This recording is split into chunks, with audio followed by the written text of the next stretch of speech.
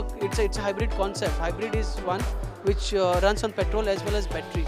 So there are a lot of things like how battery will get charged, how battery will get operate. The vehicle will start on petrol, and it will see the load which is there on the car, acceleration which is there. Basis of that, the battery will come into force. Moment it runs on the battery, there will be no fuel utilized. So the economy in that case is completely zero. In fact, it will get full economy, and the average what you're going to get on this car is 27 kilometers per liter. That is estimated on the normal driving conditions. This car will sense the load, the acceleration, and based on that the fuel will be supplied to the engine or the battery will get charged. He dealership पूर्णपणे सुसज्ज आहे.